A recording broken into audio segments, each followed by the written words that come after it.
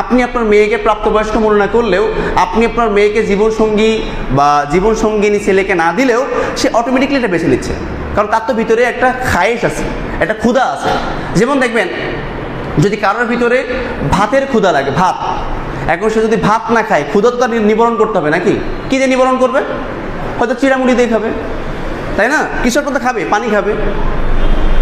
ঠিক একইভাবে আপনি আপনার সন্তানের প্রাপ্তবয়স্ক হওয়ার পর যখন বিবাহ নামক বৈধ ভাত না দিচ্ছেন, তখন ও গার্লফ্রেন্ড বয়ফ্রেন্ডের মতো চিড়া এবং মুড়িকে বেছে নিচ্ছে, নিয়ে ঠিকই ওর চাহিদাও মিটাই ফেলতেছে।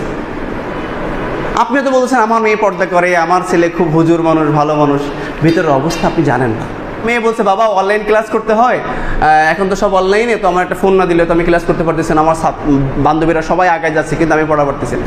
তখন বাবা বাধ্য হয়ে তাকে একটা মোটামুটি ভালো মনে একটা ফোন দিয়ে দিচ্ছে। এরপরে দেখা যায় ওই মেয়ে ক্লাস কোথায় করে সেটা জানি না, কিন্তু তার কাছে দেখা যায় কয়েকটা ছেলের সাথে ওর অটোমেটিকলি ক্লাস চলে অল টাইম। মেয়ে ঠিকমতো রাতেও ঘুমাচ্ছে না, দিনের বেলায় অনেক সময় ধরে ঘুমাচ্ছে, আবার মেয়ে সবসময় খালি কি আড়ালে চলে যায়, বাপ তো বলতেছে অনলাইন ক্লাস করতেছে, আসলে তো অনলাইন ক্লাস করতেছে। কয়েকদিন পরে দেখবেন অনলাইন তখন অফলাইন হয়ে যাবে। কাজে আমি বলবো মেয়েকে, ছেলেকে প্রাপ্তবয়স্ক হলে ফোন না দিয়ে বিয়ে দিয়ে দিয়ে, ফোনে চরিত্র নষ্ট করবে আর বিয়েকে চরিত্র গঠন করবে। সুস্থ শরীরে আসার তৌফিক দান করেছেন, আমরা প্রাণ খুলে সে রবের শানে বলছি আলহামদুলিল্লাহ। লক্ষ্য করে দুরূদ ও সালাম বর্ষিত হোক বিশ্বজাহানের মহামানব নবী করিম সাল্লাল্লাহু আলাইহি ওয়াসাল্লামের প্রতি, যিনি আমাদেরকে প্রতিটি ফিতনাময় সময়ে আমাদেরকে সুস্থ সুন্দরভাবে ঈমান নিয়ে থাকার মতো, চলার মতো, কথা বলার মতো সুযোগ যিনি দেখিয়ে দিয়েছেন, যে পথ বাতলিয়ে দিয়েছেন, সে রাসূলের শানে সকলে বলছি সাল্লাল্লাহু আলাইহি ওয়াসাল্লাম।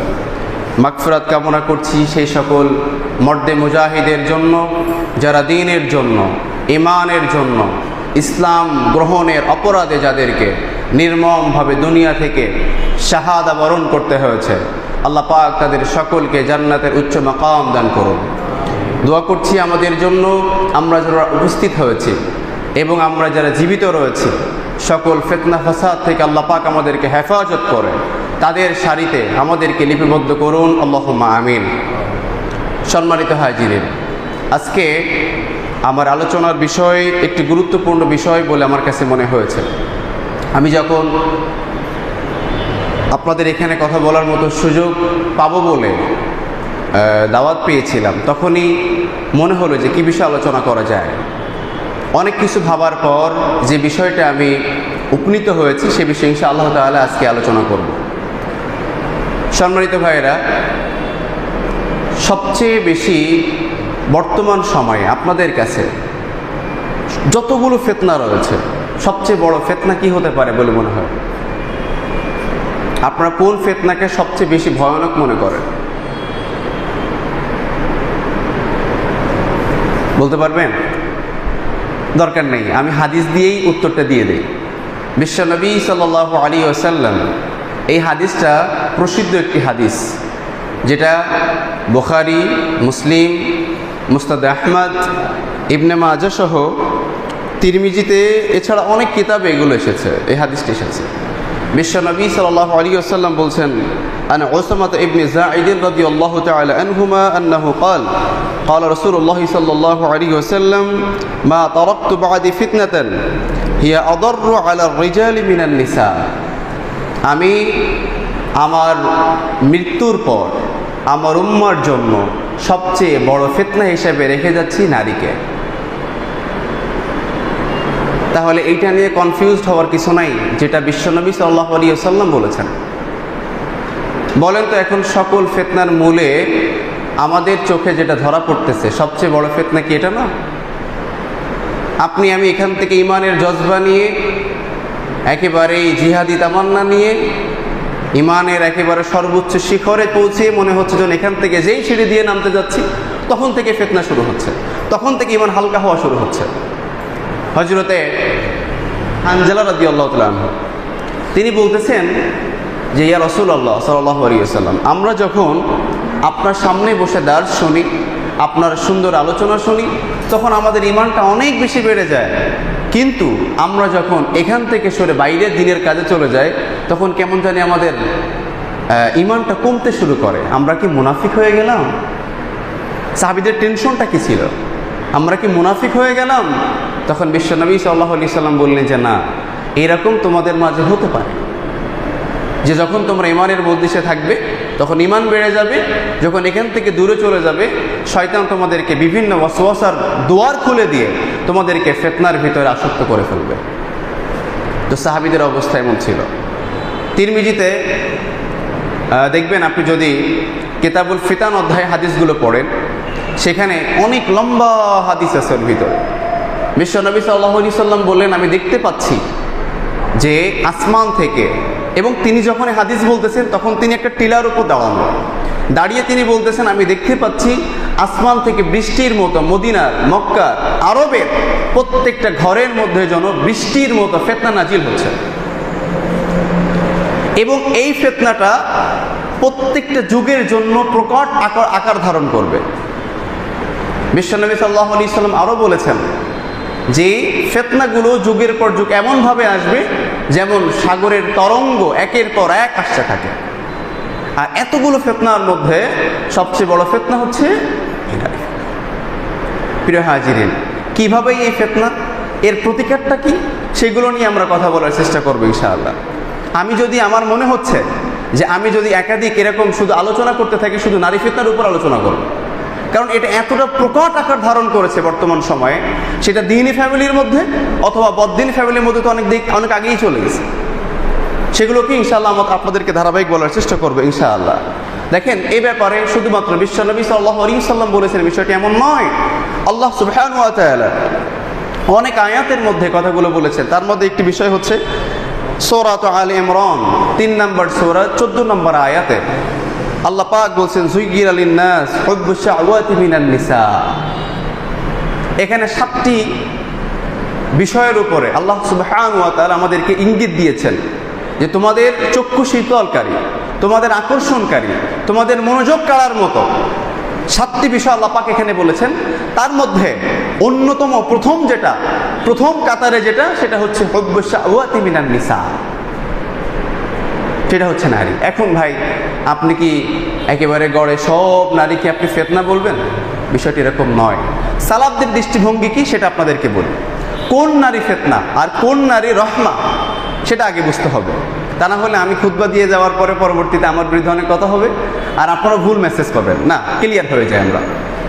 কোন নারী ফিতনা? যে নারী, সালাফদের দৃষ্টিভঙ্গি আয়াতের উপরে, যে নারী ইসলামের গণ্ডি থেকে বেরিয়ে যায়, সেই হচ্ছে বর্তমান যুবকদের জন্য বড় ফিতনা। আমরা জানি কুফফারদের একটি ঐতিহাসিক উক্তি আছে, যদি কিনা তোমরা মুসলিমদেরকে পরাস্ত করতে চাও, তাদেরকে সামরিকভাবে পরাস্ত করতে পারবে না। তাদের মনোযোগ, তাদের দুর্বলতা নিয়ে তোমরা পরাস্ত করতে পারবে না। যদি কিনা তাদেরকে পরাস্ত করতে হয়, তাদেরকে লাঞ্ছিত করতে হয়, তাদেরকে যদি কিনা নিপতিত করতে হয়, তাদেরকে যদি কিনা পরাজয় বরণ করাতে হয়, তাদের তরুণদের মাঝে ফিতনা তৈরি করে দাও। সেই ফিতনা হচ্ছে নারী ফিতনা। যদি কিনা তাদেরকে অশ্লীলতার জোয়ারে ভাসিয়ে দেওয়া যায়, তবে ওই যুবকদের দিয়ে আর জিহাদি তামান্না উঠবে না। জিহাদের ময়দানে গেলে ওখান থেকে পালিয়ে চলে যাবে। ওরা ইসলামের বিজয়ের জন্য তেমন কিছু করতে পারবে না। প্রিয় হাজিরিন, আপনি বলছেন ভাই এই কথাগুলো তো আমাদের না, সেকুলারদের কথা। এবার আসেন আমরা আমাদের দিয়ে প্রমাণ করি। আমাদের মধ্যে এমন কোন ভাই বুকের উপরে হাত রেখে জোর গলায় আমরা বলতে পারবো যে আমি এই ফিতনার মধ্যে নিপতিত না? কোন ভাই আছেন বলতে পারবেন? আমরা প্রত্যেকের মধ্যে। এবং ওরা এমন ভাবে, দেখেন, সচরাচর ইসলামের যতগুলো যুদ্ধ হয়েছে এর একটা টাইম ছিল, একটা টাইম তারা ইসলামের পক্ষে যারা লড়াই করেছে তাদেরকে পরাজয় বরণ করিয়েছে। এরপর থেকে ওদের সাইকোলজিতে এমন কিছু মনে হলো যে না, এদেরকে যদি কিনা দীর্ঘস্থায়ীভাবে পরাজয় বরণ করাতে হয়, তাহলে দীর্ঘস্থায়ী কিছু প্ল্যান করতে হবে। এর প্ল্যান হিসাবে ওরা আস্তের উপরে, দেখবেন, যে ছেলের কাছে কোরআনের দাওয়াত যায় নাই, যে জায়গাগুলোতে আমরা ইসলামের দাওয়াত পৌঁছাতে পারে নাই, ওরা ওই জায়গায় অশ্লীলতার দাওয়াত পৌঁছে দিয়েছে মিডিয়ার মাধ্যমে। এবং দেখবেন যারা ঠিকমতো খাইতে পারে না, ওর হাতে বড় একটা অ্যান্ড্রয়েড ফোন আছে, এবং আপনি চাইলেও এই সোশ্যাল মিডিয়া থেকে টোটালি একদম মানে আড়াল হতে পারবেন না। এই সোশ্যাল প্ল্যাটফর্মের একটা অংশ মুসলিমদের প্রয়োজনীয়, আপনি চাইলে এখান থেকে বের হতে পারবেন না। কিন্তু বর্তমানে কাহাফের কিছু প্রোডাক্ট বের হয়েছে, ফেসবুকের অনুরূপ ওনারা বের করেছেন, ওটাকে কি বলার জন্য, ওটার নাম কি দিয়েছে, না হিকমা। আমরা চাইলে এটাকে এস্টাবলিশ করতে পারি। এর মধ্যে ফেতনামূলক তেমন কিছু এখনো আলহামদুলিল্লাহ আমি দেখি নাই। টুকটাক কিছু বিষয় আছে যেগুলো এখনো ওই রকম ফেতনার দিকে যায় নাই, এবং ওখানে একটা লিমিট আছে, আপনারা আমার চেয়ে বেশি জানেন। তো আপনারা চাইলে এদের এই প্রোডাক্টগুলো, ইসলামদের প্রোডাক্টগুলো ইউজ করতে পারি আমরা ইনশাআল্লাহ। আস্তে আস্তে ফেসবুক আপনি রাখেন, এইটাকেও ডেভেলপ করার চেষ্টা করেন, তাহলে কি হবে, এক পর্যায়ে যেটা যখন ফেমাস হয়ে যাবে তখন দেখা গেল এগুলো আমাদের জন্য আর প্রয়োজন হবে না ইনশাআল্লাহ তাআলা। আল্লাহ আমাদেরকে হেফাজত করুন। তো আমি প্রায় সময় এটা বলে থাকি যে ভাই, যারা আপনারা ইঞ্জিনিয়ার আছেন, যারা আপনার এরকম মেধার অধিকারী বা আপনার যোগ্যতা আছে, আপনারা ইসলামের জন্য এরকম বড় বড় জায়গায় কিছু করেন। হ্যাঁ, আমি জানি এটা, যে আপনি চাইলেও কুফফাররা আপনাদের সব কাজ করতে দিবে না, তারপরও আমরা চেষ্টা করি যতটুকু পারি ইনশাআল্লাহ। এক পর্যায়ে আমরা ওই সেই কুফফারদের যখন ডার্কনেস ছিল, অন্ধকার যুগ, সেই যুগে কিন্তু মুসলিমদের ছিল আলোক যুগ। ওই আলোক যুগে ইনশাআল্লাহ আস্তে আস্তে আমরা ফিরে যেতে পারবো ইনশাআল্লাহ তাআলা। আল্লাহ আমাদেরকে কবুল করুন। এবং আরেকটা কথা বলি আয়াত, এই আলোচনার আলোকে আল্লাহ সুবহানাহু ওয়া তাআলা সূরা আনকাবুতের 129 নম্বর আয়াতের মধ্যে স্পষ্ট করে বলেছেন, ওয়াল্লাযীনা জাহাদু ফীনা লানাহদিয়ান্নাহুম সুবুলানা। যদি কিনা তোমরা, ওয়াল্লাযীনা জাহাদু, আল্লাহ বলছেন যারা চেষ্টা করে, ফীনা লানাহদিয়ান্নাহুম সুবুলানা, আল্লাহ পাক তাদের মুক্তির জন্য অনেকগুলো পথ দেখিয়ে দিবেন। আজকে আপনি দেখবেন, আপনি বলবেন যে কুফফাররা কত উন্নত, কারণ আপনি দেখেন ভাই, কুফফাররা আমাদের মতো টাইম ওয়েস্ট করে না, আমাদের মতো ফেসবুকের মানে দিনের একটা বড় মূল্যবান সময় নষ্ট করে দেয় না, আমাদের মতো ওই যে বিভিন্ন খেলাধুলা নিয়ে মেতে থাকে না। দেখবেন ওরা আমাদের মতো ওই রকম উপরে শুধুমাত্র ওই যে আমাদের যুবকরা এখন দেখবেন, আল্লাহ মাফ করুক, বিভিন্ন ব্লগ নিয়ে আসে। এই ব্লগ একটা ধোঁকা। এই ব্লগ দিয়ে কি হচ্ছে জানেন, মানে আপনি আপনার ভাইকে হত্যা করতেছেন। কিভাবে?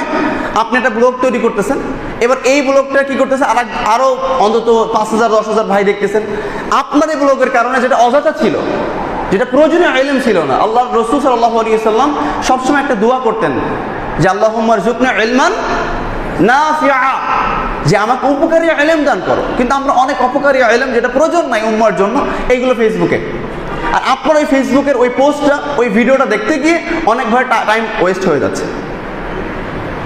তো আপনি এরকম নিজের অস্ত্র দিয়ে আরেকজন ভাইকে হত্যা করার চেষ্টা করবেন না, এটা কুফফারদের একটা ফাঁদ। আল্লাহ আমাদেরকে মাফ করো। তো এই জন্য দেখেন আজকে ওরা এতটা ডেভেলপ করছে কিভাবে, এত প্রতিষ্ঠিত কিভাবে হয়েছে, কারণ আল্লাহ সুবহানাহু ওয়া তাআলার সুন্নাহ হলো যারা চেষ্টা করবে আল্লাহ পাক তাদেরকে ফল দান করবে। তারা চেষ্টা করেছে, ফল পেয়েছে। আমরা অলসতা করেছি, আমরা ফল হারিয়েছি। মুসলিম উম্মার কাছে আল্লাহ পাক কি দেন নাই, কিন্তু মুসলিম উম্মা তাবেদারি, মুনাফিকি, গাদ্দারি করে সব কিছু ধ্বংস করে ফেলেছে। আল্লাহ আমাদেরকে মাফ করো প্রিয় ভাইরা। তাহলে আমি যেটা বলতেছিলাম, নারী ফিতনা এবার কিভাবে এগুলো হলো, এটার বিস্তারিত আমরা একটু বোঝার চেষ্টা করি। ফিতনা সমূহ, 1 নম্বর দেখবেন অশ্লীল সংস্কৃতি। কিভাবে তারা এই অশ্লীল সংস্কৃতির দাওয়াতটা পেল একটু দেখেন। যেমন একটু আগে বলে ফেললাম যে মিডিয়া, এই মিডিয়ার মাধ্যমে তারা বিভিন্ন অশ্লীলতার দাওয়াত পেয়ে যাচ্ছে একের পর। এবং এর মূল কারণও সেটা আমি আপনাদেরকে বলবো ইনশাআল্লাহ। এর মূল কারণটা কি, আমাদের ফ্যামিলি থেকে ইসলামিক শিক্ষা না থাকা। সাপোজ একটা কথা আপনাদেরকে বলি, এখানে আপনারা যারা আছেন প্রত্যেকেই শিক্ষিত ব্যক্তিত্ব, আমার চেয়ে অনেক বেশি জ্ঞানী আপনারা, এজন্য হয়তো আমার বোঝাতে বেশি একটা কষ্ট হবে না ইনশাআল্লাহ। সাপোজ একটা জিনিস আপনি ভাবেন যে আপনি ইউনিভার্সিটিতে চান্স পাওয়ার জন্য, চাকরি পাওয়ার জন্য যতটুকু আপনার লাইফে লেখাপড়া করেছেন এটার পার্সেন্টেজ করেন, আর আমি একজন জান্নাতি হওয়ার জন্য কতটুকু লেখাপড়া করেছি এর একটা পার্সেন্টেজ করেন।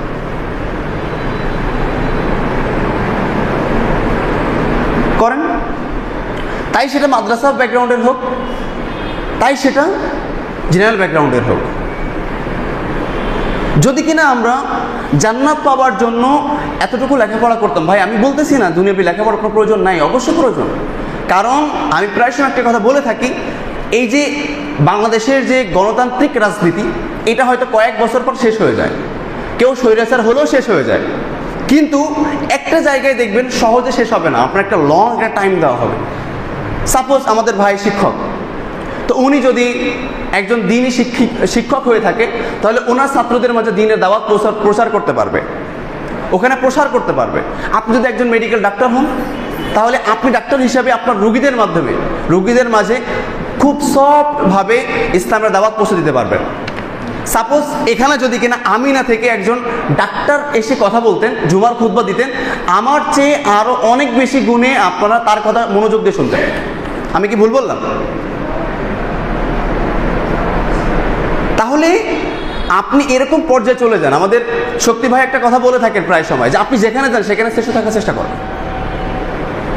এই জন্য আমাদের যাদের ক্ষমতা আছে, অ্যাবিলিটি আছে, আমরা অবশ্যই এটা করবো। তারপরে এই নয় যে মুসলিমদের যে ইসলামিক লেখাপড়া থেকে একদম আপনি মুখ ফিরিয়ে নিয়ে বা নামমাত্র কিছু করেই আপনি ফিরিয়ে ফেলবেন না। আপনি যখন সেকুলারিজম এবং ইসলামিজম দুইটাকে একত্রিত করতে পারবেন, তখন দেখবেন আপনার চলাটা অনেক সহজ হয়ে যাবে।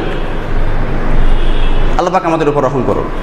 প্রিয় ভাইয়েরা, তো এরপরে হচ্ছে কি, এক নম্বর আমি যেটা বলছি, অশ্লীল সংস্কৃতি।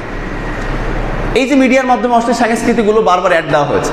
সাপোজ আমি একটা কথা বলি, আমার দোকানে এক লোক এসে বলতেছেন যে আমার বাচ্চা কুরকুরে ছাড়া খায় না। কুরকুরে কাদের প্রোডাক্ট জানেন? কুরকুরে চিপস, যেটা চিপস বা লেজ, হ্যাঁ, পেপসি কোলার। দেখবেন আমাদের অনেকের বাচ্চা আছে কুরকুরে এগুলো ছাড়া খায় না। এরপরে কি দেখবেন, ও বাংলাদেশি প্রোডাক্টের নাম যত না জানে, তার চেয়ে 7 আপ, কোকো কোলা এগুলোর নাম ভালো জানে, কিটক্যাট এগুলোর নাম জানে। কেন জানে জানেন?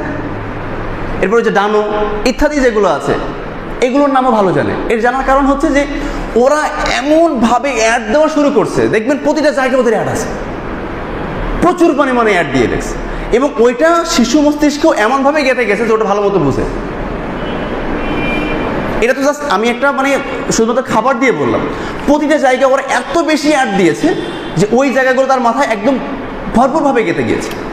তো আমি যদি কিনা ওই জায়গাগুলোতে ইসলামিক কোনো কিছু দিতে পারতাম, তাহলে ওই বাচ্চাগুলো ইসলামিকটা ক্যাচ করতো। আমি বারবার একটা কথা বলি যে আপনি আপনার সন্তানকে এমন কিছু শিক্ষা দেন, কারণ শিশুদের মাথা হচ্ছে, ব্রেনটা একদম এরকম ক্লিন সাদা থাকে, ওইখানে আপনি ফার্স্ট যেটা দিয়ে রাখবেন, ওই দাগটা আপনি যতই ধোন, যতই মুছেন, যতই যা করেন, ওই দাগটা উঠবে না। সাপোজ আমি এখানে কিছু লিখলাম, রাবার দিয়ে লিখলাম, মানে পেন্সিল দিয়ে লিখলাম, রাবার দিয়ে যতই ঘষাঘষি করি, এইরকম কাগজ মতো এখানে থাকবে, একটা দাগ হয়ে যাবে না? শিশু মস্তিষ্কেও ঠিক একই অবস্থা হয়। আমি প্রথম যদি কেন ওকে ইসলামের কিছু দিতে পারি, তাহলে দেখবেন ও ছোটবেলা থেকে ওভাবেই গড়ে উঠবে ইনশাআল্লাহ। আমি প্রায় সময় গর্ব করে বলি যে আমি ছোটবেলা থেকে, আমার মা বলে, আমি 4 বছর বয়সের আগ থেকে সালাত পড়ি। আমার প্রাথমিক বেসিক ইসলামিক যে নলেজগুলো আমি অর্জন করছি আমার মায়ের থেকে। এটা কিভাবে হয়েছে? আমি আমার মাকে ছোটবেলা থেকে কোরআন পড়তে শিখেছি, আমি ছোটবেলা থেকে আমার মাকে নামাজ পড়তে দেখেছি। আমি যখন ছোট, আমার বেবি মনে পড়ে 7-8 বছর বয়স হবে, তখন থেকে আমি মানে আপনার কি বলবো, সিয়ামের ব্যাপারে খুব কঠোর ছিলাম। আমার বাবা মা আমাকে একটা ভূগোল বুঝাইতো, তখন তো বুঝতাম না, হয়তো আপনারা এটা করেন, যে বলতো যে বাবা তুমি সাহরিতে খেয়েছো আর দুপুরে খাবা, আমাদের একটা হবে, তোমার 2টা হবে, আবার তুমি ইফতারি করবা। তো এই যে মানে ইসলামিকভাবে, পারিবারিকভাবে বাচ্চা যখন দেখবে, তখন অটোমেটিকলি দেখবে না সালাতের দিকে মুভ করবে, ইসলামের দিকে মুভ করবে। তো এটা কে শিখাবে? এখন একটা প্রশ্ন হচ্ছে যে আমাদের মাহারা তো সুযোগ পায় না, আমাদের মারা এখন তারা আগাচ্ছে আধুনিকতার দিকে, নারী এবং পুরুষ সমান অধিকার। দেখেন এইটা দিয়ে যে কত বড় একটা ফিতনা। একটা মেয়েকে প্রথমত তারা বিবাহকে একদম বাধা দিয়ে রাখলো, যে তুমি প্রতিষ্ঠিত না হয়ে বিয়ে করতে পারবো না। হ্যাঁ, তোমার বয়ফ্রেন্ড থাকতে পারে, তোমার ক্লাসমেট থাকতে পারে, ফুচকা খাইতে পারো নেকাব পরে, সমস্যা নাই, এটা তোর ওরকম কিছু না, একসাথে পড়তে হয়, তোমার তো আপন ভাই বোনের মতো। তোমার কি ভাই বোন নাই? আমাদের দিনী ভাই বোনও দেখা যায় ক্লাসের কিছু বিষয় শেয়ার করার জন্য আরেকজন বান্ধবীকে নক দিয়েছে, এই পড়াটা কী ছিল জন্য, এইটা কী ছিল জন্য, সেও দিনদার, জাস্ট শুধুমাত্র পড়াশোনা হচ্ছে। কিন্তু বিশ্বনবী সাল্লাল্লাহু আলাইহি ওয়াসাল্লাম বলছেন, যখন কোনো নারী এবং পুরুষ থাকে, এর মাঝখানে থাকে শয়তান, এবং এটা হচ্ছেও। আল্লাহ আমাদের উপর রহম করুন। তো দেখেন এই যে লেখাপড়ার মতো বিষয়টাকে কেন্দ্র করে একটা বর্তমান দেখেন শিক্ষা ব্যবস্থার মধ্যে ওরা এমনভাবে ফিতনা তৈরি করছে যে আপনি এই শিক্ষা ব্যবস্থা দিয়ে প্রতিষ্ঠিত হইতে আপনার মিনিমাম 25-26 বছর সর্বনিম্ন লাগবে, এর আগে আপনি কিছু করতে পারবেন না। একটা মেয়ের যখন 25-26 বছর বয়স হয়ে যায় তখন বলেন তবে একটা ছেলের বয়স হয়ে যায়, তখন কি তার চরিত্র পরিপূর্ণরূপে সে ওই মানে একদম সুফিদের মতো থাকে? সম্ভব না ভাই। যদি সম্ভব আপনি মনে করেন তাহলে বুঝবেন ওর মানে যদি চুম্বকে আকর্ষণ না করে তাহলে চুম্বক নষ্ট। সেকুলাররা বলে তোদের মাইন্ড এত খারাপ কেন করে, আমাদের তো কিছু হয় না। তাহলে ওরা বলবেন ভাই তাহলে যদি আকর্ষণই না হয়, লোহা চুম্বক একসাথে থাকার কারণে বুঝবি তোর চুম্বক নষ্ট, ডাক্তার দেখাইতে হবে। কারণ আল্লাহ পাক তৈরি করছে এইভাবে, আপনি যদি বলেন এটা হয় না, হয় মিথ্যা, আর নইলে আপনি অসুস্থ। তো এরপরে দেখেন আমি ধারাবাহিক বলি তাহলে বলাটা সহজ হবে ইনশাআল্লাহ। 1 নম্বর, এর দ্বারা তারা কি করেছে? ব্যভিচারকে বৃদ্ধি করেছে। প্রথমত হচ্ছে একটা যুবক যখন মানে তার প্রাপ্ত বয়স্ক উপনীত হচ্ছে তখনই সে কি করতেছেন? তার নজরের গুনাহ হয়ে যাচ্ছে, তার নফসের গুনাহ হয়ে যাচ্ছে। আর এখন ফিতনা তো চতুর্দিকেই, যদি আড়াল হতো সেটা না একটা কথা, কিন্তু এমনভাবে এটা প্রকাশ হয়েছে প্রতিনিয়ত তার গুনাহ হয়ে যাচ্ছে। 1 নম্বর। 2 নম্বরে কি হচ্ছে? সে দেখা যায় এক পর্যায়ে ওই যে ভার্সিসের মতো, ভার্সিসের জীবনে আপনারা পড়ছেন না অনেকেই, প্রায় সবাই হয়তো জানেন, ভার্সিসের মতো অবস্থা হয়ে যাচ্ছে। দেখেন নারী ফিতনা কত ভয়ানক। আমরা কিন্তু একসময় কোথায় ছিলাম? জান্নাতে ছিলাম। ওই জান্নাত থেকে আমাদের দুনিয়া আসার পিছনে মূল কারণ কি ছিল? হাওয়া আলাইহিস সালাতু ওয়াস সালাম। উনি শয়তানের ফাঁদে পড়ে গেলেন। এবং নারীরা দেখেন ওরা খুব সফট, খুব সহজেই ওরা শয়তানের ফাঁদে পা দেয় এবং পুরুষের মতো কঠিন হৃদয়ের মানুষকে ওরা সফট করতে পারে। আদম আলাইহিস সালাতু ওয়াস সালামকেও তিনি বুঝালেন। এক পর্যায়ে কি হয়ে গেল? আল্লাহ বললেন ঠিক আছে এখন তোমরা অন্যায় করে ফেলেছো, নিচে চলে যাও। আমাদেরকে দুনিয়া আসতে হলো। আপনি এরপরে দেখেন প্রত্যেকটা জায়গায় যদি আপনি খেয়াল রাখেন, ইউসুফ আলাইহিস সালাতু ওয়াস সালামের মতো মানুষকে জেলখানায় পাঠিয়েছিল কে? এই নারী। তো নারী যদি ফিতনা হয় খুব প্রকট আকার ধারণ করে। আপনি এই সমাজেও দেখেন আপনার যতগুলো ঈমান ধ্বংসের কারণ আছে তার মধ্যে মূল কারণটা কি? আপনি বলবেন ভাই নারী। কে হয়তো বিবাহ করে ফিতনায় আছে, কে বিবাহ না করে ফিতনায় আছে। এই জন্য বিশ্বনবী সাল্লাল্লাহু আলাইহি ওয়াসাল্লাম বলছেন ফাসফার বিজাতি দ্বীন, তোমরা দ্বীনদারিতাকে প্রাধান্য দাও। যদি আপনি দ্বীনদারিতাকে প্রাধান্য দেন তাহলে বুঝবেন অবশ্যই আপনার জন্য কল্যাণকর হবে ইনশাআল্লাহ। তাছাড়া আপনার দুনিয়াটাই জাহান্নাম হয়ে যাবে। আল্লাহ আমাদের উপর রহম করুন। তাহলে কি হয়েছে? এর দ্বারা মানে যৌনাচারকে একেবারে অ্যাভেলেবেল করে দেওয়া হয়েছে। 2 নম্বর, পারিবারিকভাবে ভঙ্গন। দেখছেন না এখন দেখা যাচ্ছে এই মিডিয়ার কারণে খুব ভালো ফ্যামিলিতে মেয়ের বিয়ে হয়েছে, ওই মেয়েটা আরেকজনের সাথে রিলেশন করে গিয়েছে এবং সেখানে গিয়ে শারীরিক সম্পর্ক যা যা করা দরকার সবই করে ফেলেছে। এরপরে সে তার বাসায় গিয়ে বিভিন্ন আন্দোলন শুরু করে দিয়েছে। সে ছেলে বলছেন আমি তোমার বিয়ে করবো না, আমি এখন পথে পথে ঘুরে বেড়াচ্ছি। এরকম অ্যাভেলেবল হয়ে যাচ্ছে। দেখবেন এই যে হিন্দুদের ফিতনায় যে সমস্ত মেয়েরা শিকার হয়েছে তার মধ্যে কয়জন মেয়েকে আপনি দেখছেন যে ইউনিভার্সিটি পড়ুয়া মেয়ে? সেটা পরিমাণ হয়তো আমার যতটুকু দেখেছি কম হবে। বেশিরভাগ হচ্ছে মালসা পড়ুয়া, হিজাব নেকা বলা। তাহলে সেখানে ফিতনা কিভাবে ঢুকলো? সেখানে ফিতনা ঢোকার মূল কারণ হচ্ছে এই যে আপনার হাতের ফোনটা।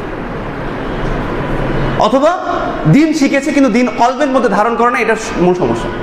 যদি দিনটা প্রকৃতপক্ষে কলবের মধ্যে ধারণ করতে পারতো তাহলে এই সমস্যা তার আর পা দিত। আল্লাহ সুবহানাহু ওয়া তাআলা বলেন ইয়া নিসা আন-নবী লাস্তুন্না কাহাদিম মিনান নিসা ইন ইত্তাকাইতুন্না ফালা তাখদানা বিল কওল। হে নবীর স্ত্রীরা, আল্লাহ নিজে বলতেছেন হে নবীর স্ত্রীরা, তোমরা যখন কোনো পর পুরুষের সাথে কথা বলবে তখন কর্কশ ভাষায় কথা বলো। কারণ যাদের হৃদয়ের মধ্যে মানে ফিতনা আছে, ব্যাধি আছে, তারা তোমাদের কথা এই কোমল কণ্ঠে তারা প্রেমে পড়ে যেতে পারে, তোমাদের উপরে কুদৃষ্টি দিতে পারে। আর আমাদের মেয়েরা যখন কথা বলে তখন তো কি কোমল কণ্ঠ, পুরুষরা পাগল হয়ে যাচ্ছে। মানে সম্পূর্ণ যখন আমরা ইসলাম থেকে মুখ ফিরিয়ে নিয়েছি তখনই আমাদের লাঞ্ছনা শুরু হয়েছে। আমরা জানি বাইতুল মাকদিস উমর ফারুক রাদিয়াল্লাহু তাআলা আনহু যখন বাইতুল মাকদিস চাবি নিয়ে আসতে যাবেন তখন তার পোশাক যেটা পরা ছিল এটা নিয়ে অনেক সাহাবী বলেছিলেন আপনি এটা পরে যাবেন, অনেক মন্তব্য করেছিলেন। তখন তিনি বলেছিলেন শোনো যে ইসলামের মাধ্যমে আল্লাহ পাক আমাদেরকে বিজয় দিয়েছেন, যদি আমরা ইসলাম থেকে মুখ ফিরিয়ে নেই তাহলে আল্লাহ সুবহানাহু ওয়া তাআলা আমাদের এই সম্মান, আমাদের এই ইজ্জত ছিনিয়ে নিয়ে নেবেন। ঠিক আজকে আমরা তাই করেছি। কোরআন এবং হাদিস থেকে আমরা যখন মুখ ফিরিয়ে নিয়েছি, তখনই আল্লাহ পাক আমাদেরকে লাঞ্ছনা, গঞ্চনা, যত অপমান এগুলো চাপিয়ে দিয়েছে। তাহলে সমাধানটা কোথায় বুঝতে পারতেছি আমরা? 2 নাম্বার কি? পরিবার ভঙ্গ, যেটা বললাম। 3 নাম্বার হচ্ছে ধর্ষণ, ইফটিজিং বৃদ্ধি। এই ধর্ষণ, ইফটিজিং কেন বৃদ্ধি হচ্ছে? প্রতিনিয়ত, এমন কোনো দিন নাই যে এগুলো আমাদের সামনে আসতেছে না। মেয়েকে নিয়ে এই করা হয়েছে, এরপর তাকে হত্যা করা হয়েছে। কেন? কারণ এটা পশ্চিমা তাদেরকে শিখিয়েছে। কারণ দেখবেন যখন পুরুষের চাহিদা খুব বেড়ে যায়, তখন তার অনেক কিছু মনে হয়। যখন চাহিদা শেষ হয়ে যায়, তখন কিন্তু তার কাছে ওইটা মনে হয় বড় একটা গজব। তখন তাকে হত্যা করে ফেলতেছে, যে এর কারণে আমার হয়তো অনেক সমস্যা হয়েছে, হত্যা করে ফেলতেছে। এরা মেন্টালি একদম মানে অসুস্থ, এই কারণে এগুলো করে ফেলতেছে। এবং এগুলো হবে আগামীতে আরো বেশি প্রকট আকার ধারণ করবে। এরপরে কি হচ্ছে? আল্লাহর গজব নেমে আসছে। এগুলো যখন সমাজে একের পর এক নাজিল হবে, তখন আল্লাহর গজব আসবে। কি গজব? দেখেন, ইবনে মাজাহ 4019 নম্বর হাদিসে, এই হাদিসটা আপনারা অনেক বড় হাদিস, আপনারা হয়তো অনেকে দেখেছেন। বিশ্বনবী সাল্লাল্লাহু আলাইহি ওয়াসাল্লাম বলছেন, যখন কোনো সমাজে অশ্লীলতা বৃদ্ধি পায়, তখন সেই সমাজে কি হয়? মহামারী, বিভিন্ন বিপদ বালা মুসিবত তৈরি হয়ে যায়। এই ব্যাপারে আল্লাহ সুবহানাহু ওয়া তাআলা বলছেন, যাহরাল ফাসাদু ফিল বাররি ওয়াল বাহর বিমা কাসাবাত আইদিন নাস। যখন কোনো সমাজের মধ্যে মানে যাহরাল ফাসাদু ফিল বাররি ওয়াল বাহর বিমা কাসাবাত আইদিন নাস, সমাজের মধ্যে বা দুনিয়ার মধ্যে যত তোমাদের উপরে লাঞ্ছনা গঞ্চনা, যত মানে ধ্বংস লীলা হয়েছে, সবই তোমাদের হাতের কামাই, সব তোমাদেরই অর্জন। এবার দেখেন, আমাদের সমাজে সেকুলাররা বলবে যে আসলেই বর্তমান জামানাটা আগের মতো নাই, কাজে আমরা আধুনিক হতে চাই। এই আধুনিকতার নামে প্রথমে সে কী করতেছে? ছেলে এবং মেয়েকে সমানভাবে প্রতিদ্বন্দ্বী বানাচ্ছে, যেটা আল্লাহ পাক বানিয়েছে পরিপূরক। এর দ্বারা কয়েকটা সমস্যা আমি আপনাদেরকে বলি। 1 নম্বর হচ্ছে, যখন কোনো ছেলে এবং মেয়ে প্রথমত যারা প্রতিদ্বন্দ্বী মনে করে ফ্রি মিক্সিংভাবে লেখাপড়া করতেছে, ওই অল্প দিনেই তার ভিতরে অশ্লীলতা তৈরি হয়ে যাচ্ছে। যদি আলাদা থাকতো, সেপারেট ব্যবস্থা, তাহলে এটা হতো না। একত্রিত হওয়ার কারণে এই যে আস্তে আস্তে আস্তে ওই যে আল্লাহ পাক চুম্বক তৈরি করেছেন, আকর্ষণ, ওর মধ্য দিয়ে দেখা যায় ক্লাস 8-এ পড়তে না পড়তেই আপনি আপনার মেয়েকে প্রাপ্তবয়স্ক মনে না করলেও, আপনি আপনার মেয়েকে জীবনসঙ্গী বা জীবনসঙ্গিনী ছেলেকে না দিলেও, সে অটোমেটিকলি এটা বেছে নিচ্ছে। কারণ তার তো ভিতরে একটা খায়েশ আছে, একটা ক্ষুধা আছে। যেমন দেখবেন, যদি কারোর ভিতরে ভাতের ক্ষুধা লাগে, ভাত, এখন সে যদি ভাত না খায়, ক্ষুধা তো তার নিবারণ করতে হবে নাকি? কী দিয়ে নিবারণ করবে? হয়তো চিড়ামুড়ি দিয়ে খাবে, তাই না? কিশোর পথে খাবে, পানি খাবে। ঠিক একইভাবে আপনি আপনার সন্তানের প্রাপ্তবয়স্ক হওয়ার পর যখন বিবাহ নামক বৈধ ভাত না দিচ্ছেন, তখন ও গার্লফ্রেন্ড বয়ফ্রেন্ডের মতো চিড়া এবং মুড়িকে বেছে নিচ্ছে, নিয়ে ঠিক ওর চাহিদাও মিটাই ফেলতেছে। আপনি তো বলছেন আমার মেয়ে পর্দা করে, আমার ছেলে খুব হুজুর মানুষ, ভালো মানুষ, ভিতরের অবস্থা আপনি জানেন না।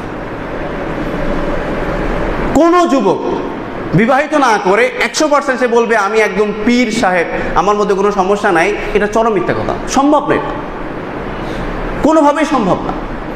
কি তারা বলবে যে না ভাই, এইভাবে তো আসলে হয় না, আমাদের প্রতিষ্ঠিত হতে হবে। মেয়েরা বলবে যে এখন নারীরা বিভিন্ন জায়গায় ইফটিজিংয়ের শিকার, নারীরা হচ্ছে ফ্যামিলিগতভাবেই অসম্মানিত হচ্ছে। হ্যাঁ, এখন আমাদের কী হতে হবে? নিজের পায়ে দাঁড়াতে হবে। এই নিজের পায়ে দাঁড়াতে গিয়ে প্রথমত সে যখন ইউনিভার্সিটি পর্যন্ত আসতেছে, এর মধ্যে তো তার জীবন শেষ। এরপরে ইউনিভার্সিটি পড়তে গিয়ে যে স্যারের কাছে কোচিং করতে, সেই স্যারই তাকে দেখা গিয়ে ভোগ করে ফেলছে। এরপরে যখন একাধিক নমুনা আপনারা দেখছেন, এরকম কোচিং সেন্টারের টিচার তাকে অলরেডি ভোগ করে ফেলেছে। এরপরে কি? তারপরও নারীর কাছে সতীত্বর দাম নাই, তার প্রতিষ্ঠিত হতে হবে।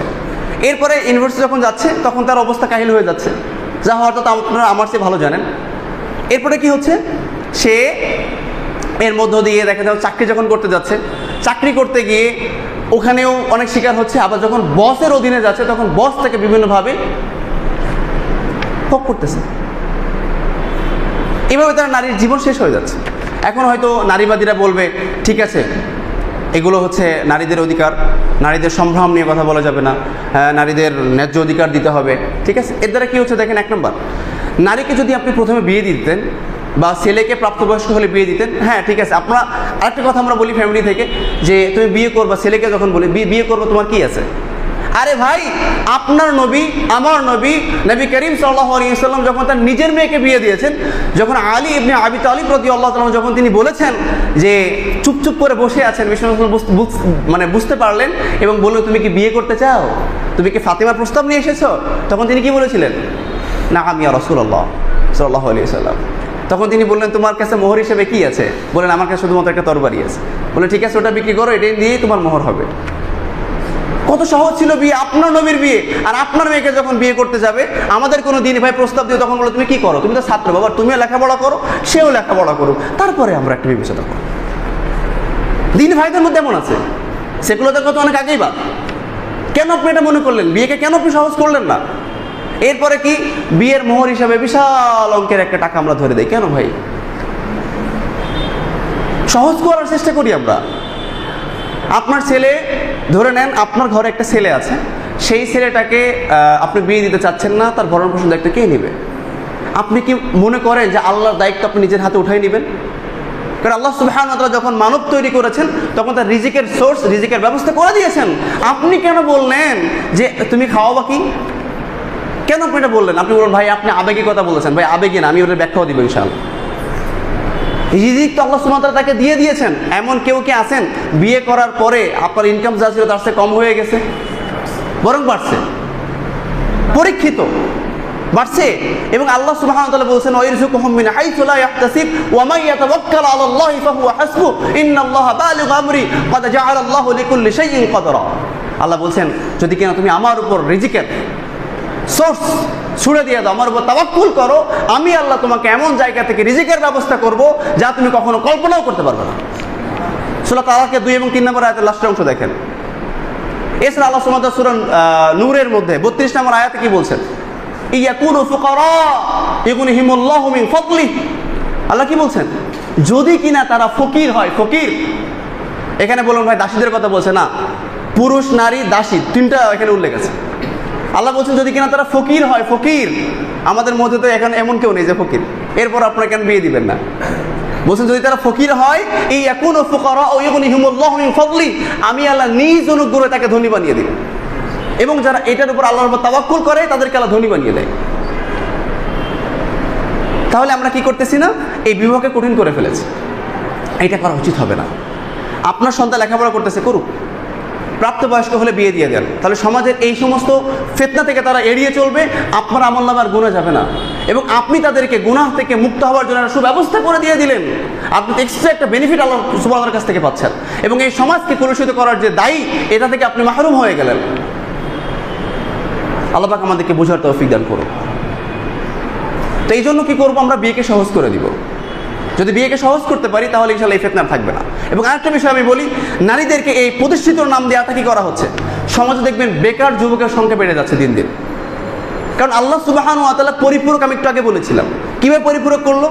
আপনি কি পারবেন? আপনি একদিকে চাকরি করবেন, আরেকদিকে এসে আপনার ঘর সামলাবেন? সম্ভব? সম্ভব না। ঘরের অলংকার স্বরূপ আল্লাহ সুবহানাহু ওয়া তাআলা নারীদেরকে তৈরি করেছেন। আর আপনি বলবেন যে না, নারীকে প্রতিষ্ঠিত হতে হবে, নারীকে সমান অধিকার পেতে হবে। আরে ভাই, নারীকে সমান অধিকার দিচ্ছেন না, বরং নারীকে আপনি জুলুমের মধ্যে ফেলে দিচ্ছেন।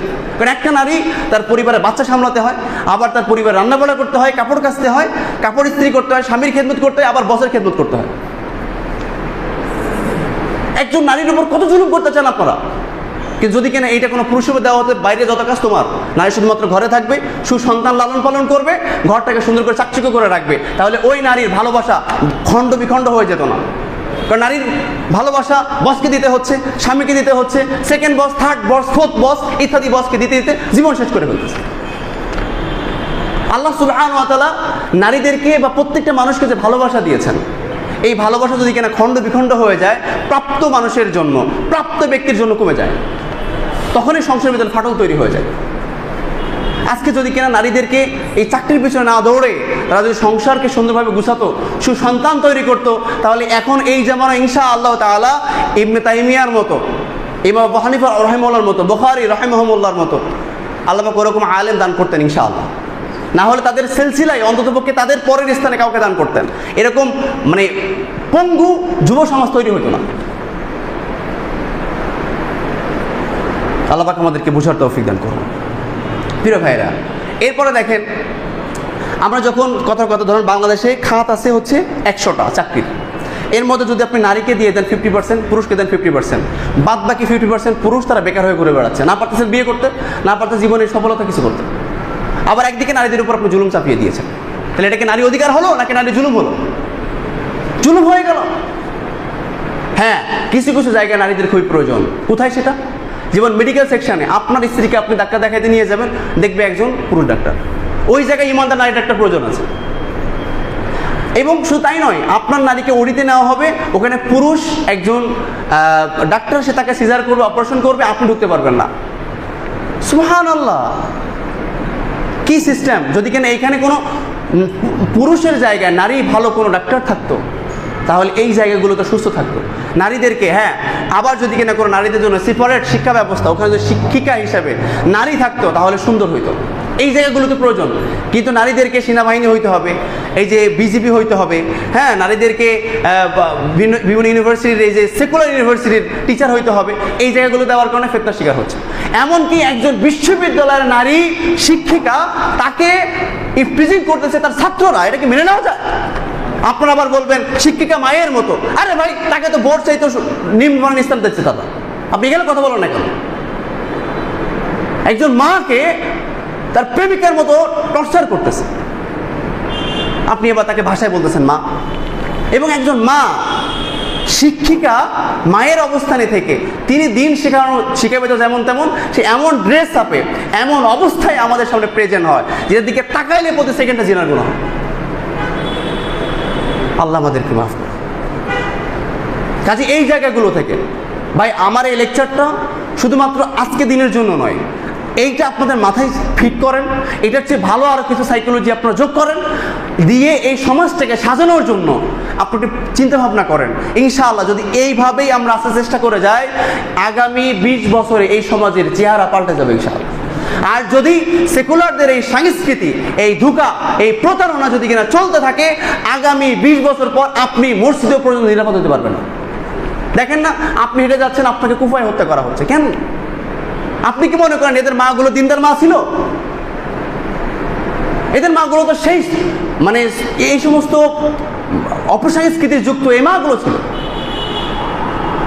এবং দেখবেন আমাদের অনেক দিনী মা আছেন যারা দিনী শিক্ষায় শিক্ষিত, চায় তাদের সন্তানকে দিনীভাবে গড়ে তুলতে, কিন্তু তারা সময় পায় না, কারণ ওই চাকরি করে। কিন্তু ওই মা যদি চাকরি করতো শুধুমাত্র সংসারে, তার সন্তানের পিছনে একটা সুসন্তান উপহার দিতে পারতো। আমি বুঝি না আমাদের মুসলিমদের মাথায় এটা ধরে না।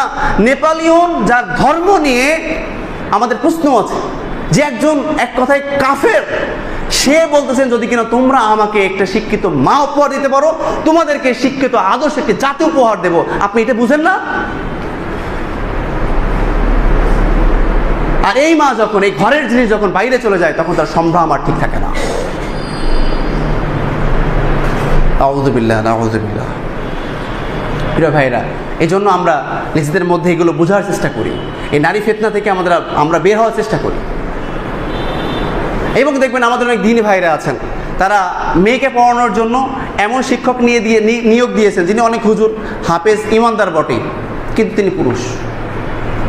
আপনি কি মনে করেন ওই ইমানদার পুরুষ শিক্ষক আপনার মেয়ের দিকে কুদৃষ্টি দিবে না? কেন? আপনি দিনদার, আপনার মেয়েকে পড়াতে একজন পুরুষ, কেন?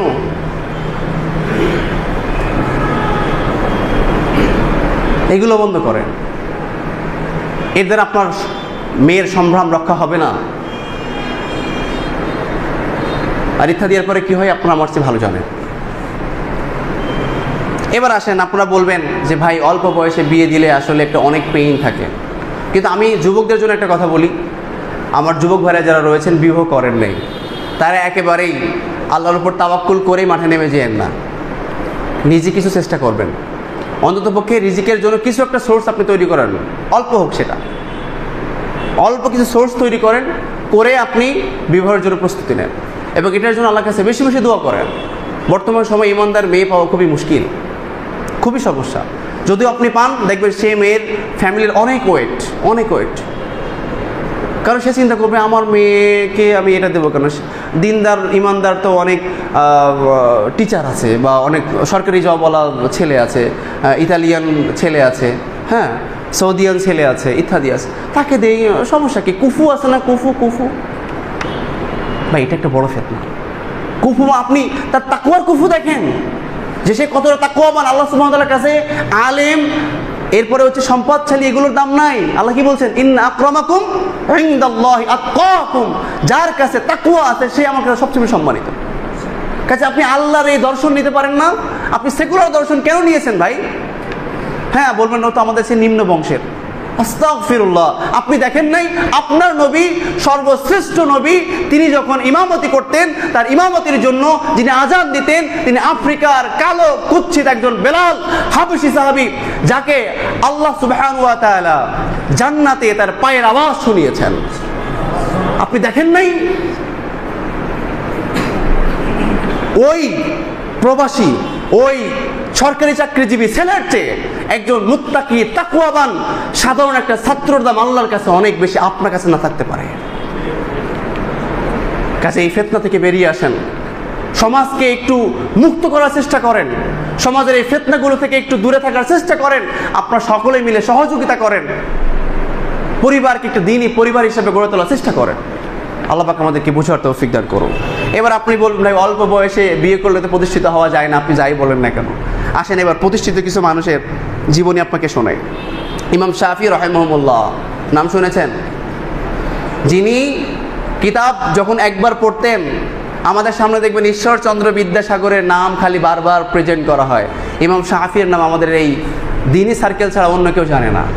আরে মিয়া, ইমাম শাফি রাহিমাহুল্লাহ যখন কিতাব পড়তেন, উনি একটা পাশ ঢেকে রাখতেন এবং আরেকটা পাশ পড়তেন। একবার পড়লে জীবন আর ওটা পড়ার কথা মনে হতো না তার, একবার পড়লে এনাফ হয়ে যেত।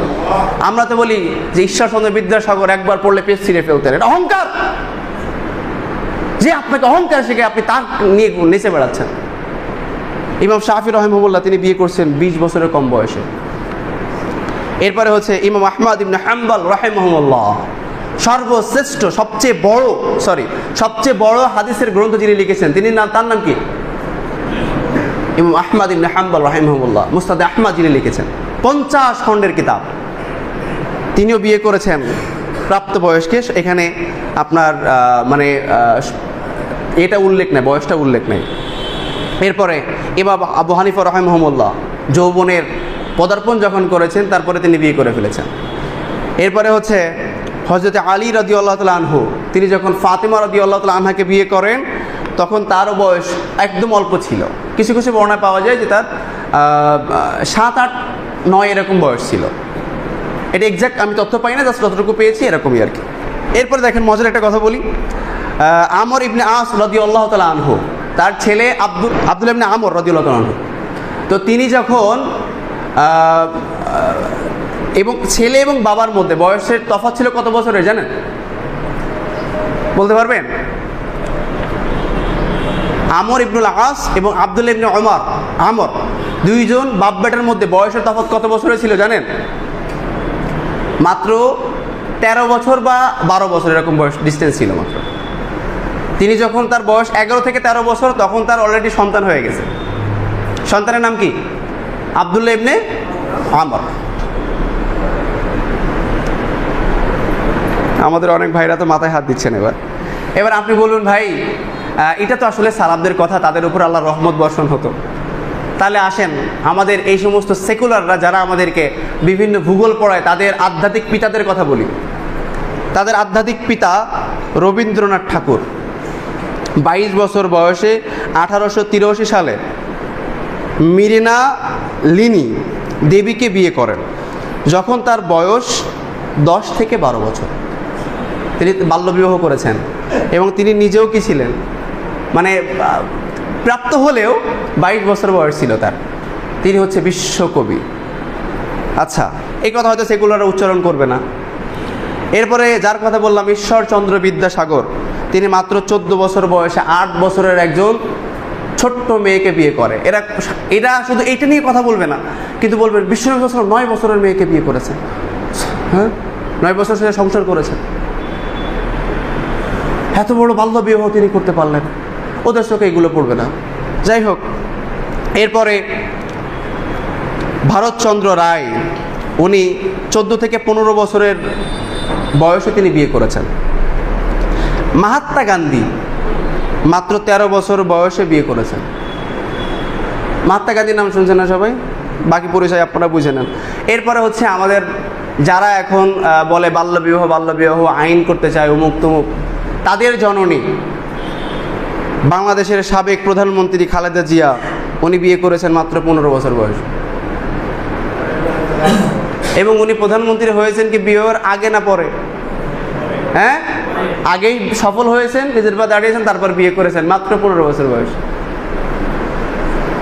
কাজে এই সমস্ত কথা ওরা আপনার সামনে বলবে না, বললেই ওদের গোমর ফাঁস হয়ে যাবে। কারণ যদি কিনা এই ফুলগুলোকে উন্মুক্ত না করা যায়, তাহলে ভোমরা দিয়ে তো মধু শোষানো যায় না। বোঝেন নাই মনে হয়? জ্ঞানীর জন্য এতটুকু যথেষ্ট, আর বলতেছি না। প্রিয় হাজিরিন, এটা হচ্ছে আমাদের সালাফ এবং তাদের সালাফ, দুইটা থেকে আমি এক্সাম্পল দিলাম। কাজেই আমরা অন্ততপক্ষে এগুলো বোঝার চেষ্টা করি, সমাজের এই ফিতনা থেকে বেরিয়ে আসার চেষ্টা করি। আপনার সন্তানকে আধুনিক শিক্ষায় শিক্ষিত করেন, আমার আপত্তি নাই, কিন্তু অন্ততপক্ষে তাকে জান্নাতি বানায়েন। আমাদের দুনিয়াতে আসার মূল উদ্দেশ্য কি? জান্নাতে যাওয়া। কারণ আল্লাহ সুবহানাহু ওয়া তাআলা বলেছেন, কুল্লু নাফসিন যায়িকাতুল মাউত ওয়া ইন্নামা তুওয়াফাউনা উজুরাকুম ইয়াওমাল কিয়ামাহ ফামান যুহজিহা আনিন নার ওয়া উদখিলাল জান্নাতা ফাকাদ ফাজ ওয়া মাল হায়াতুদ দুনিয়া ইল্লা মাতাউল গুরুর। এই দুনিয়া একটা মরীচিকা, এবং তাকে সেই সবচেয়ে বেশি সফল যাকে আল্লাহ সুবহানাহু ওয়া তাআলা কিয়ামতের দিন ডাক দিয়ে বলবে, আব্দুল্লাহ, আজকে তোমার উপর আমি সন্তুষ্ট, তোমাকে আমি জাহান্নাম থেকে মুক্তি করে তোমাকে আমি জান্নাতের উপহার সুসংবাদ দিয়ে দিলাম। সেই প্রকৃতপক্ষে সফল। বিসিএস ক্যাডার, ডাক্তার ইত্যাদি হয়ে গেলেই আপনি সফল নয়, আপনি ব্যর্থ হইতে পারেন। প্রিয় হাজিরিন, এই জন্য আল্লাহ পাক এই বিষয়গুলো আমাদেরকে বোঝার তৌফিক দান করুক। আমি একটা আয়াতের একটু সামান্য বলে শেষ করবো ইনশাআল্লাহ। বিশেষ করে এখন সামনে ঈদুল আজহা আসতেছে, তো একে কেন্দ্র করে ইসমাইল এবং ইব্রাহিম আলাইহিমুসসালাম এনাদের জীবনে নিয়ে অনেক কথা হবে। আমি এখান থেকে একটা শিক্ষা বলতেছি, আমাদের আলোচনার টপিক্সের মধ্যে অন্তর্ভুক্ত, যে একজন মা সে যে কেমন সন্তান তৈরি করতে পারে। যদি আপনিও আপনার সন্তানকে ওরকম তৈরি করতে চান, তাহলে আপনি কি করবেন? আয়াত দিয়ে আমি প্রমাণ দিচ্ছি। সূরা সফফাতের 100 নম্বর আয়াত থেকে গল্পগুলো শুরু হয়েছে। ওই যে ইব্রাহিম আলাইহিস সালাম দোয়া করেছিলেন, রব্বি হাবলি মিনাস সালিহিন। বাবার অন্ততপক্ষে এই দোয়াটা করবেন যে, হে আল্লাহ, আমাকে কি করো? নেককার সন্তান দান করো, সালিহিন। এরপরেই যখন দোয়া করলেন, আল্লাহ সুবহানাহু ওয়া তাআলা বললেন যে তখন কেমন দোয়া করেছেন, দোয়ার ফল দেখেন। ফালাম্মা বালাগা মাআহু সা'য়া ক্বালা ইয়া বুনাই। যখন সন্তানটা দেখেন প্রায় 80 থেকে 83 বছর পর একটা সন্তান হয়েছে, বহুত প্রতীক্ষার ফল, বহু সাধনার ফল। সাপোজ আপনি বিয়ে করছেন 25 বছর বয়সে, 26-এ আপনার এক ছেলে, অথবা 27-এ ছেলে, অথবা 2 মেয়ের পরে এক ছেলে। ছেলেটা কেমন আদরের? যদি বলি ভাই 5 কোটি টাকা নেন, ছেলেটা আমারে দেন, রাজি আছেন? বলুন ভাই আমার কলিজা ছিঁড়ে নেন, আমার সন্তানকে দিতাম না। তো আপনি আপনার সন্তানকে দিতে চান না, মাত্র কয় বছরের ওয়েট। আর তিনি সাধনা এমন করেছেন, সাধনা করতে করতে প্রায় 80 থেকে 83 বছর পর যখন তিনি আল্লাহ পাক একটা সন্তান দিলেন, ওই সন্তানের প্রতি ভালোবাসা তার কি কম ছিল? যখন সন্তান হলো, হওয়ার পর আল্লাহ বললেন কি করো, তাকে রেখে আসো। আল্লাহর নির্দেশ, সাথে সাথে, কোনো কথা নেই। স্ত্রীও কেমন স্ত্রী ছিলেন, তিনি প্রশ্ন করলেন, তুমি এটা কি রেখে যাচ্ছ, তোমার নির্দেশ নাকি আল্লাহর নির্দেশ? তখন তিনি খালি বললেন আল্লাহর নির্দেশ, এটুকু বলে চলে আসে। আমরা জানি গল্পগুলো, ওর মধ্যে এই কথাগুলো আছে, আমি সবগুলো এখন ব্যাখ্যা স্বরূপ বলতে পারবো না। আমার মূল ফোকাসটা হচ্ছে ওই আয়াতের দিকে। এরপরে হচ্ছে রেখে আসলেন, ওইখানে কি ইব্রাহিম আলাইহিস সালাম কি কন্টিনিউ ছিলেন? কে ছিলেন? হাজরা আলাইহিস সালাম। তো তিনি যখন ছিলেন, তিনি বারবার ওই সন্তানকে কি শিক্ষা দিতেন, তার ফল দেখেন। তখন যখন তিনি বললেন যে, ওই যে আল্লাহ নির্দেশ করলেন, হে ইব্রাহিম তুমি যাও, সন্তানকে কি করো? জবাই করো। ফালাম্মা বালাগা মাআহু সা'য়া, যখন ছেলেটা হাঁটতে শিখলো, তখন তিনি বাবাকে, সন্তানকে যে বলে, আচ্ছা ছোট্ট ছেলে কেবল আপনারা বাবা বলা শিখছে, বাবা বাবা এরকম বলতে শিখছে, আদর কি কমছে না বাড়ছে? আরো বেড়ে গেছে। আপনার জীবনের সে কত শত গুণ মূল্য তার কাছে, মানে তার আপনার কাছে। এই সন্তান যখন হাঁটতেও শিখছে, বাবার সাথে একটু হাঁটতেছে, এই যে স্মৃতিগুলা, এই সময় আল্লাহ বলেন তুমি কি করো, তাকে জবাই করে দাও। আল্লাহ বলছেন ফালাম্মা বালাগা মাআহু সা'য়া ক্বালা ইয়া বুনাইয়া, তখন তিনি বলেন, হে আমার ছেলে, ইন্নী আরা ফিল মানাম আন্নী আযবাহুক, আমি দেখেছি তোমাকে জবাই করতেছি। আমি তোমাকে জবাই করতে চাই, এটা আল্লাহর নির্দেশ।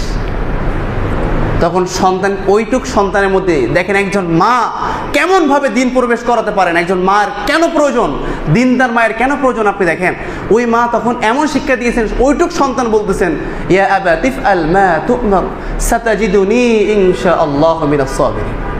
হে আমার বাবা, হ্যাঁ আপনি যা দেখেছেন আপনার স্বপ্নকে আপনি সত্য বাস্তবায়িত করেন, অবশ্যই আমাকে সবরকারীদের অন্তর্ভুক্ত পাবেন। আপনি কি বুঝতেছেন? এরকম সন্তান আপনাকে পাইতে হলে ওরকম হাজরার মতো মা তৈরি করতে হবে। এই মা হতে পারে আপনার ঘরের মেয়ে, আপনার স্ত্রী, আপনার নাতিপুতি ইত্যাদি। এরকম মা গড়ার কারিগর আপনারা হন, এই সমাজের পরিবর্তন অবশ্যই হবে ইনশাআল্লাহ, অবশ্যই হবে ইনশাআল্লাহ। আপনি রাষ্ট্রে একদিনে ইসলাম কায়েম করতে পারবেন না, কিন্তু আপনার পরিবারের দিকে ফোকাস করেন, অনতি বিলম্বে ইনশাআল্লাহ আপনি আপনার পরিবার নামক যে রাষ্ট্রটা পরিবর্তন করতে পারবেন। এই সমাজ আপনাকে যাই বলুক না কেন, আপনি বলবেন আমি মৌলবাদী, আমি কোরআন এবং হাদিসের গণ্ডির বাইরে যেতে পারবো না। আপনার উপরে যাই হোক না কেন, অবশ্যই দেখবেন আল্লাহ পাক আপনাকে সফলতা দিবেন ইনশাআল্লাহ। যেভাবে দীর্ঘ সময় ধরে ইসলামের উপরে চেষ্টা করার পর বিশ্বনবী সাল্লাল্লাহু আলাইহি ওয়াসাল্লামকে সকল বিজয় দিয়েছিলেন। আপনি দেখেন নাই মক্কা বিজয়ের সময় সকল কুফফাররা বিশ্বনবী সাল্লাল্লাহু আলাইহি ওয়াসাল্লামের কাছে মাথা অবনত করে তার কাছে ক্ষমা চেয়েছিল, প্যান করে। আবু সুফিয়ানের মতো মানুষ তারাও পর্যন্ত বিভিন্ন জায়গায় সাবিত দাঁড়ে দাঁড়ে ভিক্ষুকের মতো ঘুরেছিল, ইকরিমার মতো মানুষ ঘুরেছিল, এরপরে তারা ইসলাম গ্রহণ করেছে। এক সময় দেখবেন আপনি এরকম অবস্থায় তৈরি করেন, এমন একটা পরিবার তৈরি করেন, অবশ্যই দেখবেন এক সময় এই কুফফাররা প্যান করে আপনার আমার পায়ের কাছে এসে মাথা অবনত করে মাপ চাবে, ক্ষমা চাবে, ইসলাম গ্রহণ করবে। এরকম পরিবার গঠন করেন, বিয়েকে সহজ করেন, মোহরকে সহজ করেন। এতটুকু মাইন্ড আজকে সেভ করে নিয়ে যান, এই পরিবর্তন ইনশাআল্লাহ হয়ে যাবে। আপনার সন্তানকে প্রথম শিক্ষা ইসলাম দিতে হবে, আপনার সন্তানের ভিতরে ইসলামের বীজ বপন করতে হবে। এখন কি অনলাইন ক্লাস নামে ছেলেদের কাছে কি দেওয়া হচ্ছে? মোবাইল দেওয়া হচ্ছে। কেন? এই একটা বড় ফিতনা। ক্লাস করতে হবে কি, অনেকে বলবে যে মেয়ে খুব আদরের, মেয়েকে কি দিচ্ছে? মেয়ে বলছে বাবা অনলাইন ক্লাস করতে হয়, এখন তো সব অনলাইনে, তো আমার একটা ফোন না দিলে তো আমি ক্লাস করতে পারতেছি না, আমার বান্ধবীরা সবাই আগায় যাচ্ছে কিন্তু আমি পড়া পারতেছি না। তখন বাবা বাধ্য হয়ে তাকে একটা মোটামুটি ভালো মনে একটা ফোন দিয়ে দিচ্ছে। এরপরে দেখা যায় ওই মেয়ে ক্লাস কোথায় করে সেটা জানি না, কিন্তু তার কাছে দেখা যায় কয়েকটা ছেলের সাথে ওর অটোমেটিক ক্লাস চলে অল টাইম। মেয়ে ঠিকমতো রাতেও ঘুমাচ্ছে না, দিনের বেলায় অনেক সময় ধরে ঘুমাচ্ছে, আবার মেয়ে সবসময় খালি কি আড়ালে চলে যায়, বাপতে বলতেছে অনলাইন ক্লাস করতেছে, আসলে তো অনলাইন ক্লাস করতেছে। কয়েকদিন পরে দেখবেন অনলাইন তখন অফলাইন হয়ে যাবে। কাজে আমি বলবো মেয়েকে, ছেলেকে প্রাপ্তবয়স্ক হলে ফোন না দিয়ে বিয়ে দিয়ে দিও। ফোনে চরিত্র নষ্ট করবে আর বিয়েকে চরিত্র গঠন করবে, এবং ওদেরকে দেখভাল করবেন। যদি একান্ত আপনার খুব প্রয়োজন হয় এগুলো অ্যাভয়েড করার চেষ্টা করবেন। যদি একান্ত প্রয়োজন হয় তাহলে কী করবেন, আপনি ওর ক্লাস টাইমটা কখন আপনি জিজ্ঞাসা করবেন, খুব কেয়ারফুলি ক্লাস টাইমে উপস্থিত থাকবেন, ক্লাসও করবে, ক্লাসের পরে ফোন নিয়ে নেবেন। কোনো কাহিনী নেই, কোনো কাহিনী নেই। খুব কঠোর অবস্থান যদি গ্রহণ করতে পারেন তাহলে আপনি দায়িত্বশীল বাবা, আর যদি আপনি না করতে পারেন আপনি দায়ুস বাবা। এখন আপনি চিন্তা করেন আল্লাহর আদালতে আপনি কি দায়ুস হিসেবে উঠবেন, নাকি একজন মুত্তাকি, একজন ফরহেজগার, একজন প্রকৃতপক্ষে বাবা হিসেবে উঠবেন? আপনি চিন্তা করেন। বাসায় অবসর সময় পাইলে কি করে, রিমোট দেখে। এই জন্য এখন আর কোরআন খোলে না, রিমোট দিয়ে ওই খোলে, মনিটর খোলে। এরকম মা দিয়ে আপনি ইসমাইলের মতো সন্তান আশা করতে পারেন না। বাসায় অন্ততপক্ষে টিভি ওপেন করার আগেই কোরআন ওপেন করার শিক্ষা দেন। ফ্যামিলি, সুন্দর একটা ইসলামিক ফ্যামিলি গঠন করার চেষ্টা করেন। আল্লাহ পাক আমাদেরকে এই বিষয়ের উপরে বুঝে আমল করার তৌফিক দান করুন। আল্লাহুম্মা আমিন। ওয়া মা তৌফিক ইল্লা বিল্লাহ, আলাইহি তাওয়াক্কালতু ওয়া ইলাইহি উনীব। আসসালামু আলাইকুম ওয়া রাহমাতুল্লাহ।